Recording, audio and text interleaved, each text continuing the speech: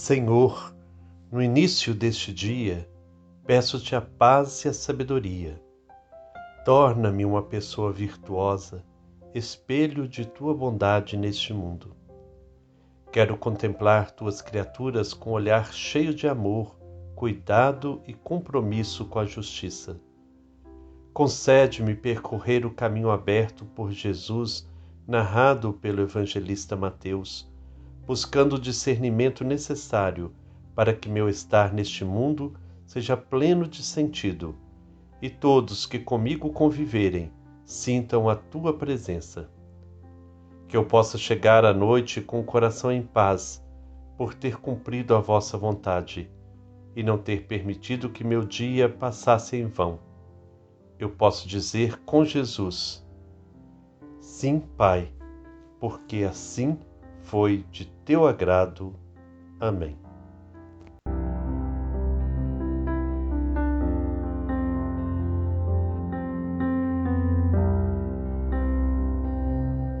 Irmãos e irmãs, paz e bem, hoje dia 17 de outubro, é um domingo.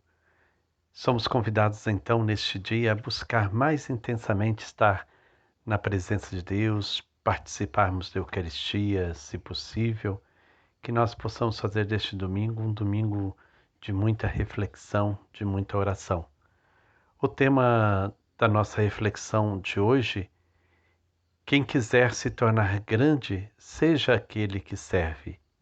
O texto que nós vamos meditar está no Evangelho segundo Mateus, capítulo 20, 17 a 28. Quem irá proclamar para nós hoje a palavra de Deus será o Baldo Silveira, de Ribeirão Preto, São Paulo. Preparemos então nosso coração para acolher esta palavra.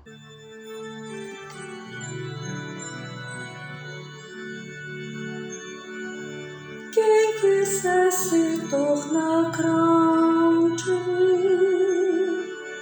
seja aquele que serve.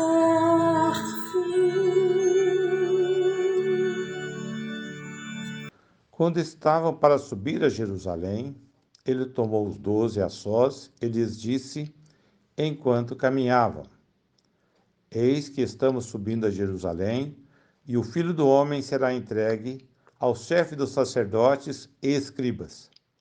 Eles os condenarão à morte e o entregarão aos gentios para ser escarnecido, açoitado e crucificado. Mas no terceiro dia ressuscitará. Então a mãe dos filhos de Zebedeu, juntamente com seus filhos, dirigiu-se a ele, prostrando, para fazer-lhes um pedido. Ele perguntou: Que queres? Ao que ela respondeu: Diz que estes meus 2 filhos se assentem, um à tua direita e outro à tua esquerda, no teu reino. Jesus respondendo disse: Não sabeis o que estáis pedindo. Podeis beber o cálice que estou para beber? Eles responderam: Podemos. Então lhes disse: Sim, bebereis de meu cálice. Todavia, sentar à minha direita e à minha esquerda não cabe a mim concedê-lo, mas é para aqueles aos quais meu Pai o preparou. Ouvindo isto, os 10 ficaram indignados com os 2 irmãos, mas Jesus, chamando, disse: Sabeis que os governadores das nações as dominam e os grandes as tiranizam. Entre vós não deverá ser assim. Ao contrário, aquele que quiser tornar-se grande entre vós, seja aquele que serve. E o que quiser ser primeiro entre vós, seja o vosso servo. Deste modo, o Filho do Homem não veio para ser servido, mas para servir e dar sua vida em resgate por muitos. O início da passagem do Evangelho que ouvimos é o terceiro anúncio da tragédia que irá coroar a vida de Jesus, o anúncio de sua morte. Agora Jesus se torna mais claro. Em Jerusalém, centro da vida do povo e também centro dos poderes, ele será morto. Os sumos sacerdotes eram os donos do poder. Os doutores da lei eram os donos do saber. Eles é que, em troca de privilégios concedidos pelos romanos, governavam o povo, mantendo-o quieto e submisso à opressão da injustiça. Jesus é bem explícito. Eles o condenarão, mas para que a sentença de morte se realize, eles o entregarão ao poder romano, que depois da zombaria e tortura o matará na cruz. Fim trágico de toda a luta pela justiça? Claro que não. O Pai ressuscitará Jesus e a injustiça será condenada para sempre. Também os seguidores de Jesus devem estar conscientes disso. Sua luta levará ao sacrifício, mas é desse sacrifício que brotará a vitória da justiça. Nas 3 vezes que Jesus anunciou o fim trágico, houve incompreensão. Na primeira, no capítulo 16, Pedro o repreendeu. Na segunda, já no capítulo 17, os discípulos estavam preocupados em saber quem era o maior. Agora, pela 3ª vez, a incompreensão se repete. A mãe de 2 discípulos pede que Jesus, quando estiver no trono do seu reino, conceda o posto de ministro aos seus filhos. Que mãe não deseja que os filhos fiquem bem de vida? Nossos pais, em geral, querem que tenhamos ou consigamos aquilo que eles não tiveram. Isso é amor? É. Só que precisa ser esclarecido quanto a seus objetivos. Dos pais para os filhos, muitas vezes passa a ambição propagada pela sociedade injusta.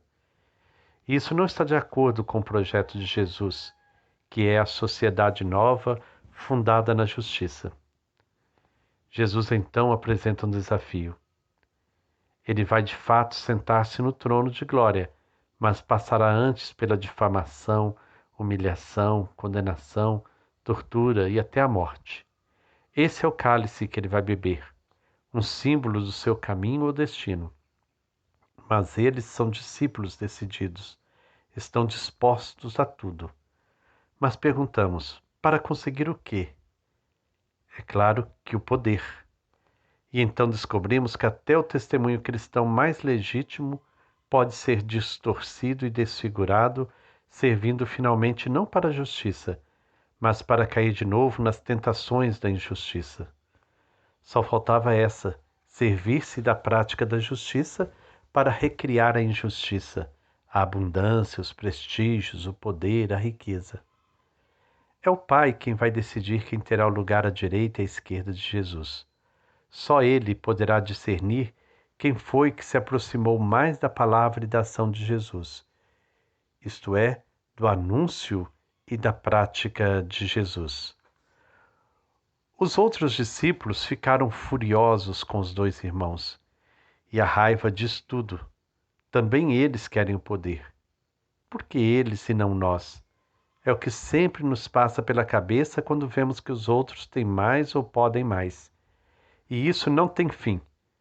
Por trás da tentação do poder está o querer ser como Deus, coisa que ninguém conseguirá, pois Deus renuncia ao seu próprio poder, transformando-o em serviço para a humanidade, e renuncia à sua própria riqueza para distribuí-la entre todos.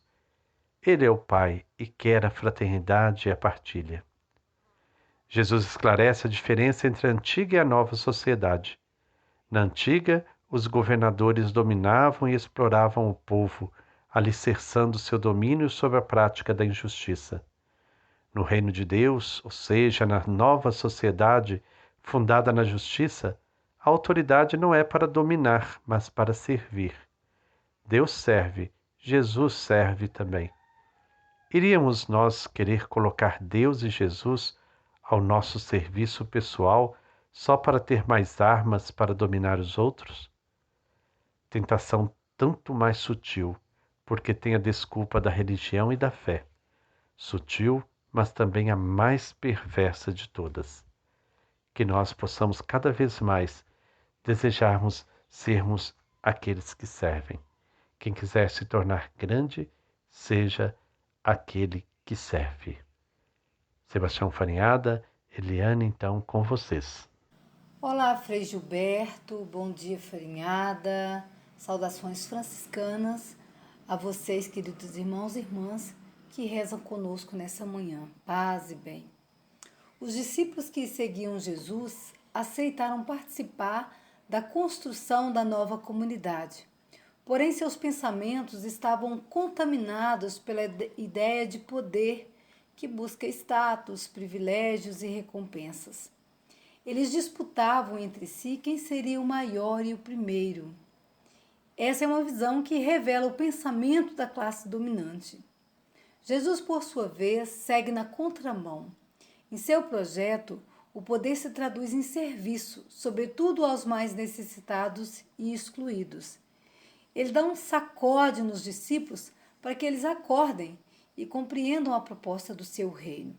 Para isso, Jesus os ajuda a recordar as consequências do seguimento. A cruz. Jesus não precisa de seguidores que sejam grandes, que sejam os primeiros, mas de companheiros que queiram fazer-se últimos e servidores dos outros. Bom dia, Eliane, bom dia, Frei Gilberto, comunidade de fé que reza com a gente. Bom, a conclusão que eu tiro dessa reflexão, Frei Gilberto e Eliane, é que Jesus quer que a gente assuma esse trabalho da vida de comunidade como um trabalho de serviço, como missão, não em busca de privilégios.